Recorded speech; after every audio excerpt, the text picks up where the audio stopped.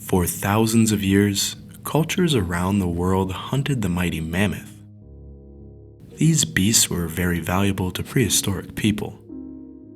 They of course contained a massive amount of food. Their flesh and organs could sustain a tribe for weeks. Besides sustenance, their fur, bones, and tusks were valued. The fur could be used for clothes and for constructing dwellings. Their bones could also be used as building materials and tools. But their ivory was the most valuable. Ivory was used for durable tools, weapons, and even art. Mammoths were extremely useful animals, and for a long time it has been hypothesized that they were extensively hunted. In parts of Eurasia this was likely the case, but in other places evidence is surprisingly scarce. Today we will be looking into various mammoth and even mastodon kill sites to gain a further understanding of prehistoric people. First of all, when did Paleolithic people live with mammoths? When we talk about mammoths, we are typically thinking of the woolly mammoth or Mammuthus primigenius. There are other notable mammoth species like the massive Columbian mammoth and even the steppe mammoth. But modern humans mainly interacted with the woolly mammoth. This species descended from the steppe mammoth around 500,000 years ago. It lived all throughout Eurasia and even the Americas. For the vast majority of their existence, they were a very dominant species. They even had a whole biome named after them, the Mammoth Steppe. For as long as Homo sapiens lived in Eurasia and the Americas, there have been mammoths. The Neanderthals also coexisted with mammoths for the entirety of their existence. Both Homo sapiens and Neanderthals preyed on these beasts. But how did they take down such massive and powerful animals? Well, despite some pop culture depictions, mammoths were about the same size as modern-day bush elephants. Still massive, but certainly no paleoanthropology. There are a variety of ways humans could have killed mammoths. Close-range stabbing would have been extremely dangerous but effective. Throwing spears would have been safer but still risky. Some Upper Paleolithic people would have had access to spear throwers and bows. This would have provided them with much more distance from their prey. Perhaps the safest way would have been trapping a mammoth in a large pit. It has long been hypothesized that large pits were dug for mammoths to be led into. But modern elephants are physically not able to jump. They also tend to avoid hills and steep inclines.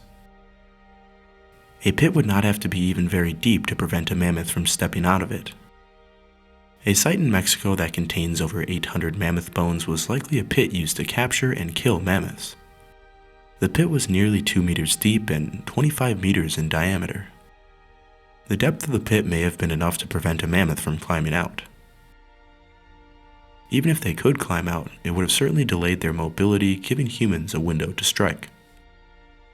Pits like this may be more common than the archaeological record preserves. Mammoths may have also been driven off of cliffs, but researchers have found no evidence of this. Native Americans drive buffalo off of cliffs, but buffalo and mammoths are very different creatures. Mammoths are intelligent and would be very difficult to herd them off a cliff.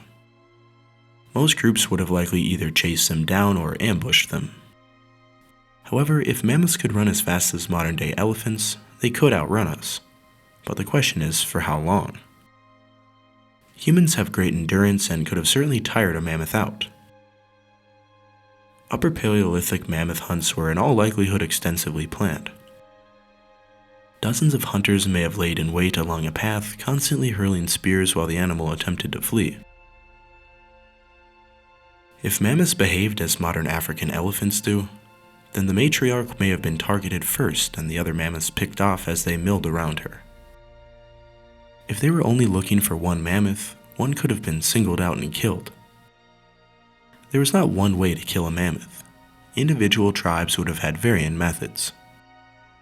Mammoths were not just hunted, many were likely scavenged. evidence does indicate that many groups did actively hunt them.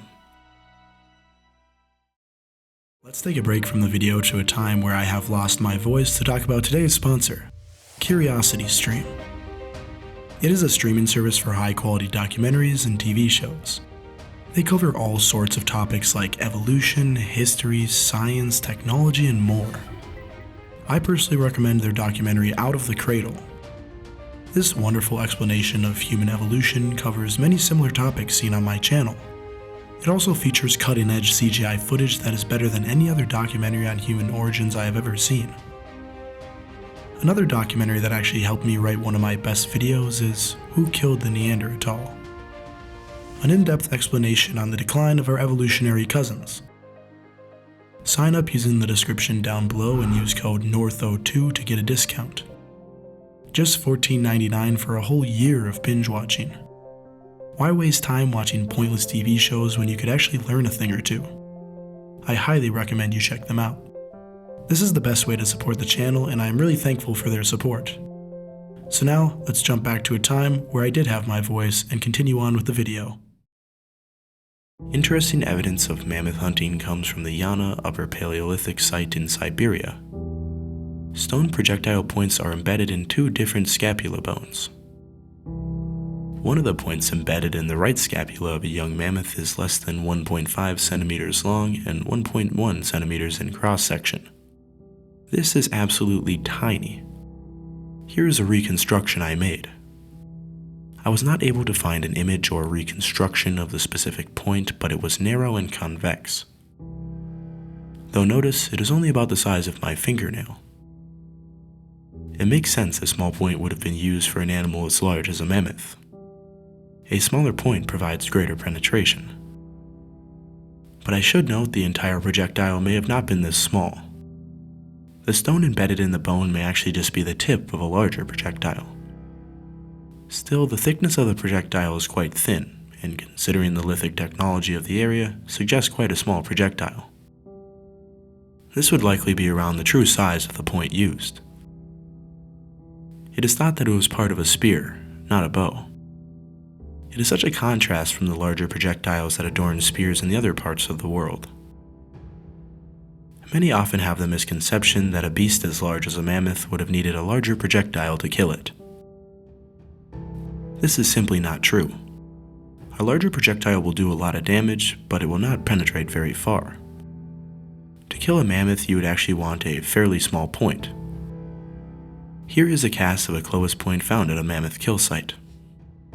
Here is another Clovis point cast that was likely made to target deer or other medium-sized game.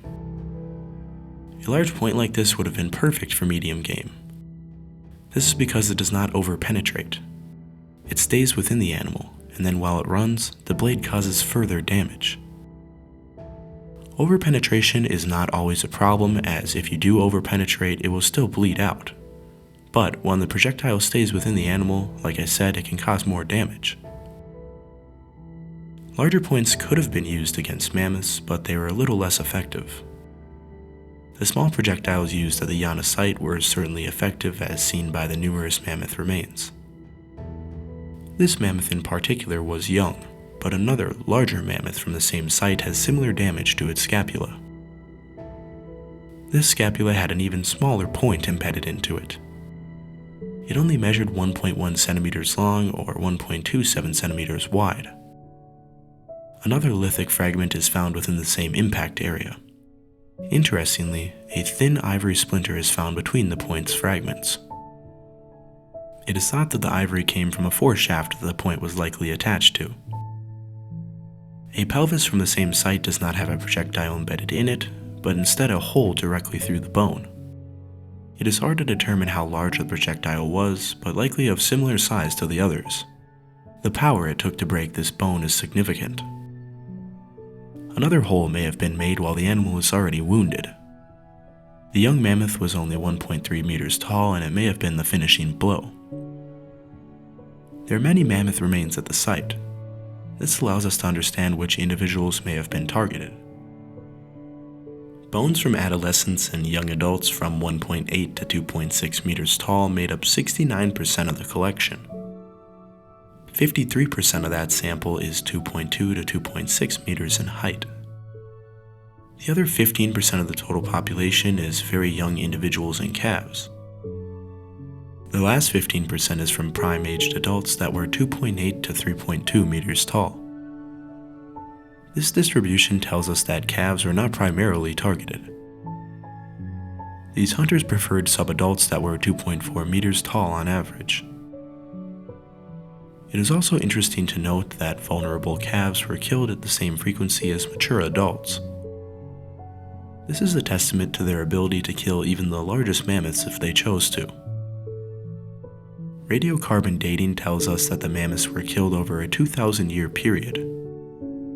The site is not a mass killing site, but rather an accumulation. The mammoths were either transported or more likely drove to this area and then killed. A nearby cultural site is presumably where these people actually lived. Here there are over 85,000 intact and fragmented mammal bones. The fauna consists of mainly horse, bison, hare, and reindeer. Mammoths make up only 3% of the remains. Interestingly, 5 mammoth stylohoidium have been found here. This bone was not useful for them but was part of the tongue. It is thought that the tongues in particular were brought back to the camp, perhaps as some sort of delicacy. Overall, this site tells us that mammoths were not seen as a main source of food for these people in particular. Individuals were selectively hunted at specific times. Whether they just liked the taste of mammoth tongue, wanted a surplus of food, or wanted ivory, we will never know. Perhaps the mammoth was culturally important to these people. The site provides us with indispensable knowledge on how Paleolithic humans and mammoths coexisted. There isn't evidence of an overexploitation of mammoth at this site. The study did provide us with evidence of multiple projectiles embedded in mammoth scapula. This is interesting. Why would Paleolithic humans want to target a hard bone that acts as a shield from projectiles? Any deer hunter knows that you want to shoot right behind that bone. Well, it seems there may be preservation bias. These humans may have been targeting the area slightly below and behind this bone. However, the spears that penetrated this area would not have left the same evidence. After the mammoth was butchered, these points would have been either retrieved or discarded. But the projectiles that were embedded in the scapula would leave us with evidence thousands of years later. It seems that these people were targeting the heart of the animal. We can see evidence for this not only in other mammoth remains, but even in some Paleolithic art. A mammoth depiction from Ruffenach, France may actually display a mammoth being hunted. What was once interpreted as hair is now seen by many as spears jutting out from its side. It is quite coincidental that these marks are only present where we know humans threw their spears. Another perhaps more convincing case comes from El Pindol Cave in Spain. This example shows what can only be described as a heart on the side of the mammoth. The mammoth is also facing to the left, which is where the heart would have been most vulnerable from. It is hard to imagine these ancient people used the same symbol for a heart as us. The symbol was likely more of a target than a depiction of a specific organ. It may be a depiction of blood flowing down the side of a mammoth. Whatever the case, these two examples combined with physical evidence tells us this area was the ideal target for many groups while hunting mammoth.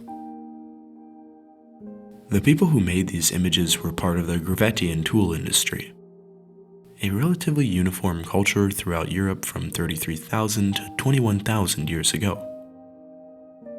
Mammoths are common at their sites, but not to a high degree. At Pavlov 1, 192 hares, 123 foxes, 57 wolves, 56 reindeer, and only 7 mammoths were found. This would seem to suggest mammoths were not a major component of their diet. However, if we compare the amount of meat which could have been used by these people, it is evident that mammoths played a central role as a meat source.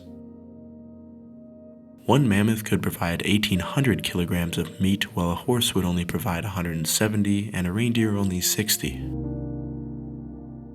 If we compare all of the remains at Pavlov 1, mammoth would provide 12 tons of meat, while horses and reindeer would have only supplied 5 tons.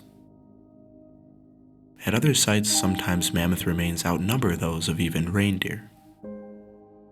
Isotopic studies of Grevettian hunters also support the hypothesis that mammoths were a dominant component of their diet. It also appears that mammoths were a significant part of their culture. The woolly mammoth is the third most depicted animal in Ice Age art after horses and bison. The depictions include cave art as well as portable artifacts. 2 spear throwers in the shapes of mammoth have been found in France. To depict a mammoth in art is one thing, but to make a weapon in the shape of a mammoth is a testament to how far art had come towards the end of the last Ice Age. Like mentioned earlier, their ivory was especially prized for making artifacts. The Venus of Brassempouy, the Venus of Moravani, and the Lion Man are all made out of mammoth ivory. These artifacts would have taken hundreds of hours to carve. They could have certainly chosen an easier material to work with. Their use of ivory may reflect their veneration for these animals. On the Eastern European plain, mammoth bones were used as a construction material. More than 70 of these dwellings are known. Large tusks adored the entrances, while various other bones and hides made up the walls. Some had fireplaces in which mammoth bones were used as fuel. Inside these homes, bone was used to create furniture, tools, and musical instruments. Large bones such as shoulder blades were even used to bury dead individuals. You may be wondering why so much bone was used. The answer is that wood was much more scarce in this place at this time. These hunters would have had little access to building materials and thus used bones. At some of these sites, their bones differed in age by several hundred or even thousands of years. This indicated some of these bones were scavenged from long-dead carcasses and kept for many generations. It is fascinating how intimately connected these people were to mammoths. Their bones kept them warm, their flesh filled their stomachs, and their tools were made of tusk.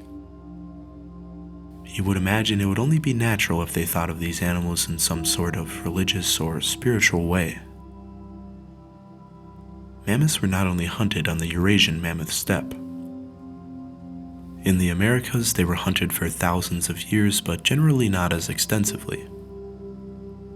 Pre-Clovis mammoth sites exist, suggesting that they were hunted for about as long as people were in the Americas. The mammoth pit site mentioned at the beginning of the video suggests some Paleo-Indian groups did hunt mammoth en masse. Clovis people certainly did hunt mammoth and mastodon, but to what extent is relatively unknown.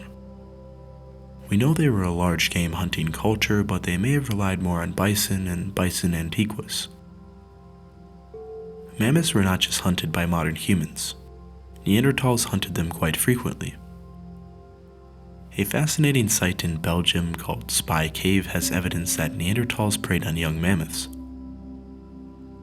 The site has many interesting remains, but the mammoth remains are peculiar. There is an abnormally high frequency of young mammoth skulls. In a very interesting paper, it is hypothesized young mammoths were targeted by these Neanderthals for their brain matter. The diet of these people consisted almost entirely of meat. To avoid protein poisoning, fat or carbohydrates would have needed to be consumed.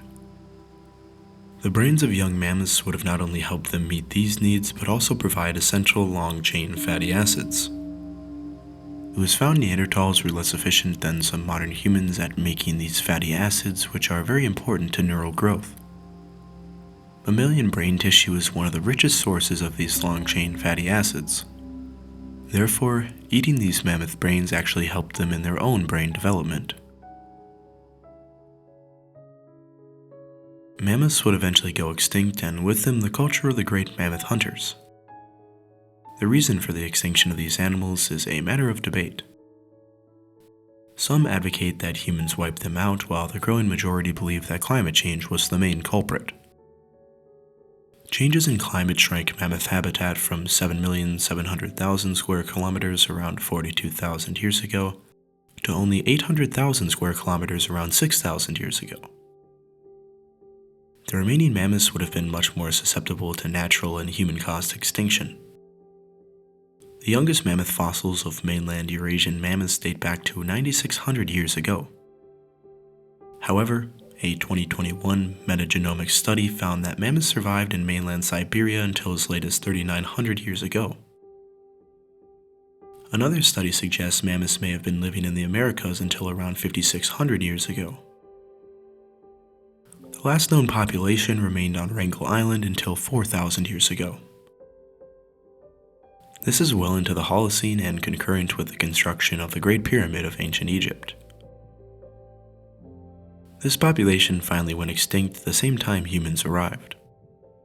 However, the population had been suffering from various genetic problems and may have been nearly extinct by the time humans got there.